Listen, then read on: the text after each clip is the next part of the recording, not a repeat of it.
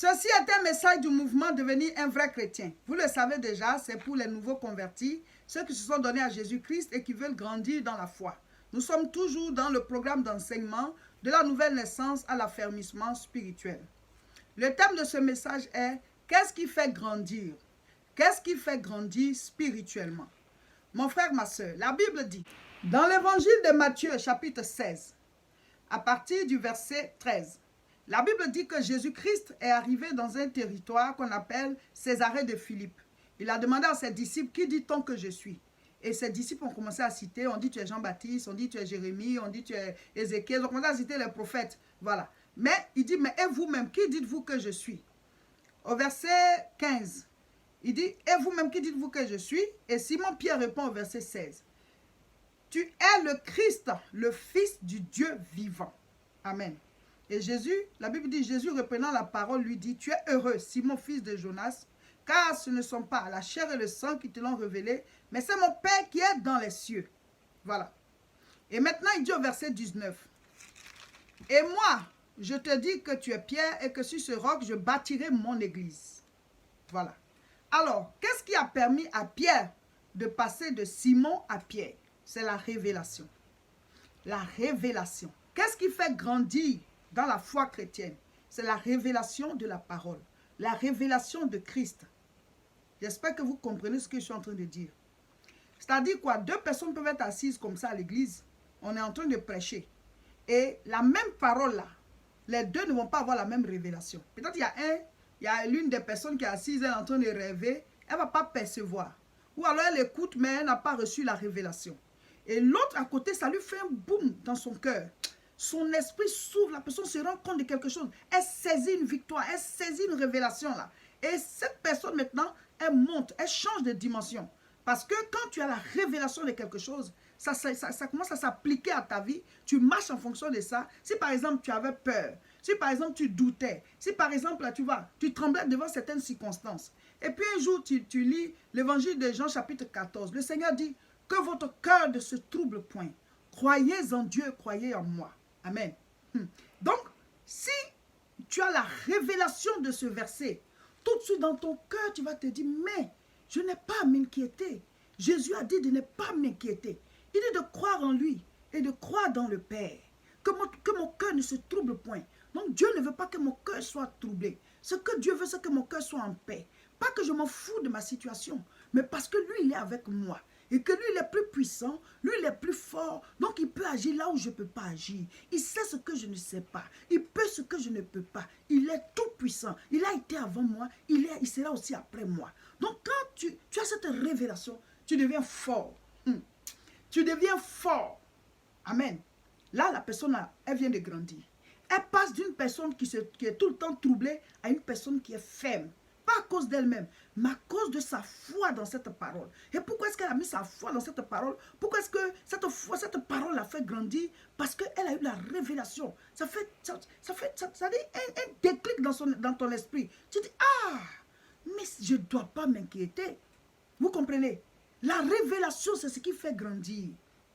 Plus la parole de Dieu t'est révélée, tu grandis.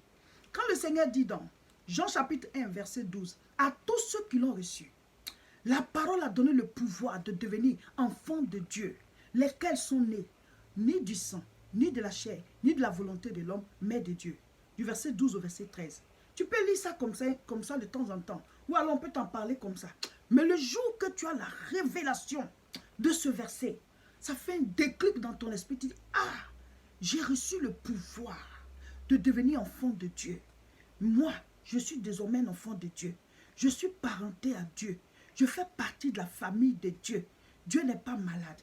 Dieu n'est pas hypertendu. Dieu n'est pas diabétique. Dieu n'a pas de cancer. Dieu n'a pas toutes ces maladies de ce monde qui fatiguent tout le monde aujourd'hui. Par conséquent, mon sang est lavé. Je ne suis plus né du sang de mes parents. Donc, je ne suis plus prêt à attraper cette maladie héréditaire. Parce que maintenant, j'ai le sang de Jésus en moi. Quand tu as cette révélation, j'ai reçu le pouvoir de devenir enfant de Dieu. Je ne suis pas n'importe qui. Partout où je suis, j'ai le sceau de Dieu sur moi. Quand quelqu'un fait partie de la famille d'une personne, tu portes son nom de famille. Donc tu as la marque de Dieu sur toi. devant les circonstances, tu seras protégé. Parce que l'ange de l'Éternel campe autour de ceux qui le craignent. Quand tu as la révélation de ce que tu es enfant de Dieu, tu deviens faible. Devant certaines circonstances-là, tu as la foi, tu ordonnes. C'est ça la révélation. C'est-à-dire que la parole se révèle à toi. Ce qui est à l'intérieur, la force, la vitalité qui est dedans, rentre en toi. Je dirais même la vitamine. C'est comme tu prends l'orange, tu manges, tu es en train de boire le jus, ou même tu manges l'orange là. Mais qu'est-ce que tu vas recevoir? La vitamine qui est à l'intérieur. La parole, la Bible dit, en elle, il y a la vie. Et la vie est la lumière des hommes. Quelqu'un peut être malade, et puis on est en train de prêcher. Et puis la personne reçoit le déclic. La Bible dit, pas se mettre sur, nous avons été guéris. Donc nous sommes guéris même avant que nous n'arrivions sur la terre. Parce que Jésus-Christ a été mortifié à la croix. Ils l'ont frappé, ils l'ont flagellé, ils ont arraché sa barbe, ils l'ont crucifié. Et donc, son sang est versé. Et la Bible dit, pas se mettre sur, nous avons été guéris. Mais c'est celui qui entre dans cette révélation. C'est en lui que cette parole s'accomplit. La Bible dit, croyez et vous le verrez s'accomplir. Croyez. La foi, c'est la ferme assurance des choses que tu espères. Une démonstration de celles que tu ne vois pas. Tu as une ferme assurance que ça là c'est vrai. Dieu n'est pas n'importe qui pour mentir. Ce n'est pas un homme pour mentir, ni le fils d'un homme pour se repentir. Il ne va pas s'asseoir et faire écrire la Bible juste pour mentir à la race humaine. Et Dieu a trouvé une solution à nos maladies. Il a trouvé une solution à nos problèmes. C'est sa parole. Donc je m'accroche à cette parole. Alors tu reçois la révélation. Paf! La guérison va s'installer. Pas à cause de toi, mais à cause de ce que quelqu'un a déjà payé le prix. C'est ça qui fait grandir. La révélation, mes frères, mes sœurs. Oh, alléluia. Ce que vous devez savoir, c'est que tu ne peux pas recevoir la révélation si tu n'as pas reçu la parole. C'est pour ça que le Seigneur dit, allez, prêchez la bonne nouvelle à toute la création. Il faut que la parole, parce que la parole c'est une sémence. Vous voyez Matthieu chapitre 13, la Bible, le Seigneur a donné une parabole. Il dit, un semeur est sorti pour s'aimer. Il a commencé à jeter les graines sur la terre. Il y a une graine qui est tombée au bord du chemin. Les oiseaux ont mangé. Une graine est tombée dans un endroit où il y avait des pierres. Ça a poussé sur le champ. Le soleil qui s'est levé a brûlé ça. Une autre graine est tombée dans un endroit où il y avait des épines.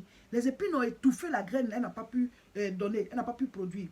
Et il y a une autre graine qui est tombée dans une terre fertile. Elle a produit. Un graine 30, un graine 60, un graine 100. Ça veut dire quoi? Ce sont les cœurs. Les cœurs sont des terres spirituelles. Et la parole est une sémence. Si cette parole est rentrée dans ton cœur, elle va germer, elle va pousser, elle va porter du fruit. Vous comprenez? Donc quand tu reçois la parole, ton cœur est la terre. Donc la révélation, c'est-à-dire quand la parole pousse en toi, alléluia, elle va produire du fruit. Donc il te faut la parole. Sans la parole, il n'y a pas de révélation. C'est la graine qui est mise en terre, c'est elle qui va pousser. Si on n'a pas mis de graines, qu'est-ce qui va pousser? Qu'est-ce qui va germer? C'est pour ça que vous devez vous remplir de la parole régulièrement. Où est-ce que tu vas prendre la puissance de Dieu si ce n'est pas dans la parole? Où est-ce que tu vas prendre l'onction de Dieu si ce n'est pas dans la parole? Où est-ce que tu vas prendre la connaissance, la révélation de Dieu si ce n'est pas dans la parole? Dieu ne le voit pas, mais sa parole est là sous nos yeux. Il dit que ce livre de la loi ne s'éloigne point de ta bouche. Médite-le jour et nuit. C'est-à-dire que quand tu es en train de lire comme ça, après là, quand tu parles, que ce soit la parole, que tout autour de toi soit imprégné de la parole. Tu auras la victoire. Tu vas t'affermir dans la foi. Qu'est-ce qui a fait que Pierre a grandi? C'est la parole. Jésus leur enseignait la parole à tout moment. Dès qu'il avait une occasion, il parlait. Il leur enseignait la parole. Pas de paraboles. Après, il explique parole, parole, parole. Et Pierre est devenu, il est passé de Simon à Pierre. Quand tu te donnes à Jésus, il y a un niveau auquel Dieu veut t'envoyer. Mais ce niveau-là, tu vas l'atteindre. Tu ne vas l'atteindre que par la parole de Dieu. Un homme ne peut pas transformer ta vie. C'est la parole qui transforme. Un homme ne peut pas transformer ta vie.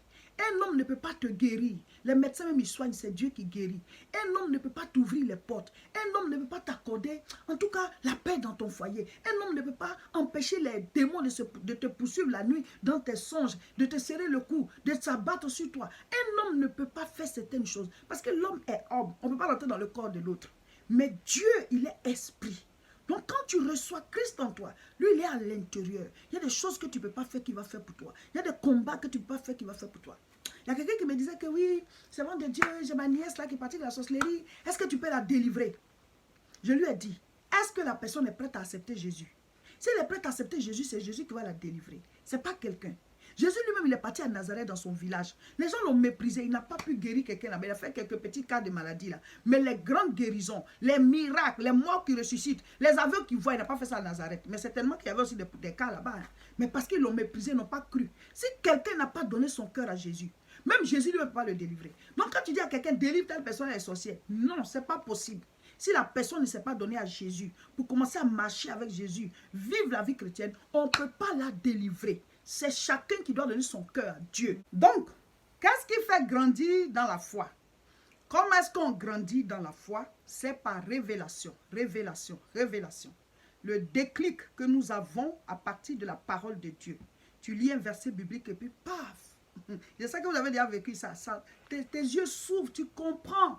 Et puis maintenant, tu deviens fort et tu utilises maintenant ça. Ça fait partie de toi en fait. Et donc, tu deviens plus ferme dans ta vie par rapport à ce que ce verset-là a dit. Amen.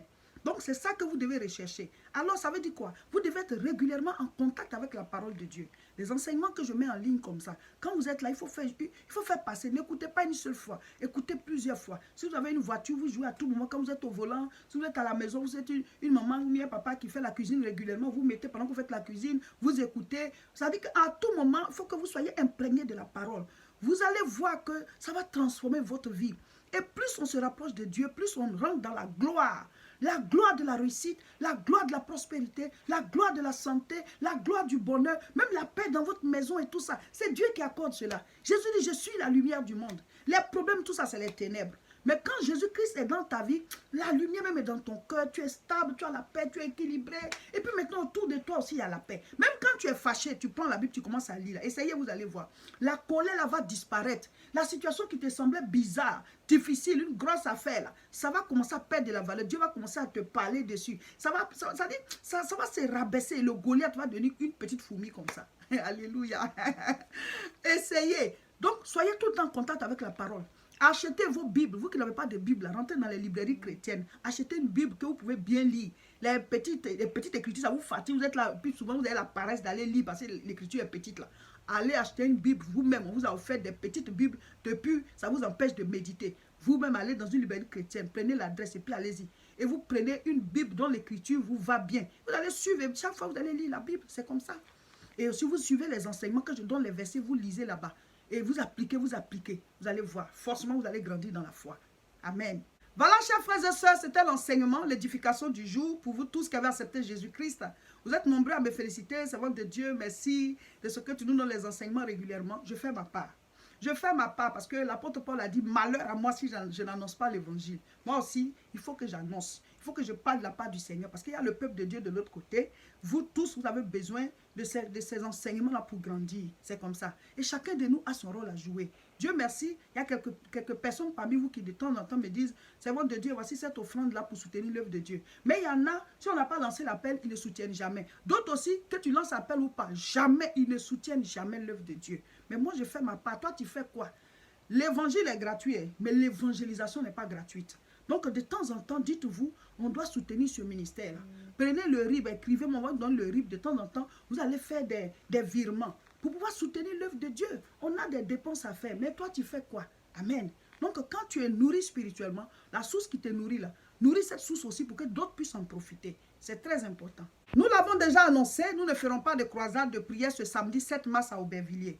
Pourquoi? Parce que ici en France, le nombre de cas de coronavirus est en train d'augmenter. Nous continuons de prier, hein, mais nous faisons le possible et Dieu fait l'impossible. Nos croisades rassemblent du monde. Il y a beaucoup de personnes qui viennent. Et on ne veut vraiment pas vous exposer à une quelconque contamination. Donc, on va laisser passer ce mois de mars et on va observer en avril. Si tout va bien, on va reprendre les croisades. Mais la prière aura lieu. Je serai en direct à la même heure, le samedi 7 mars à 14h30 sur ma page Réseau International Richesse Facebook. Abonnez-vous dès maintenant. À 14h30, on se connecte. Selon ton pays, il faut voir. Ce sera 14h30 de France. Donc, il faut voir, selon le décalage horaire, quelle heure il sera chez toi. Et on se connecte. On va suivre la croisade. Voilà, je serai ici à Tourcoing et on va prier. Voilà, comme si on faisait la croisade. Voilà, on ne peut pas annuler notre prière. Ce sera la première fois qu'on va faire un direct, donc soyez indulgents, ce ne sera pas parfait. Nous, on s'est préparé à faire les directs parce qu'il y a certains matériels qu'il faut acheter pour que ce soit bien fait. Et voilà, du coup, on est obligé de commencer maintenant. Donc, prenez ça comme ça. Mais le plus important, ce sera la prière. l'enseignement. On va faire le programme en direct. Abonnez-vous dès maintenant à mes différentes chaînes et surtout, partagez cette vidéo.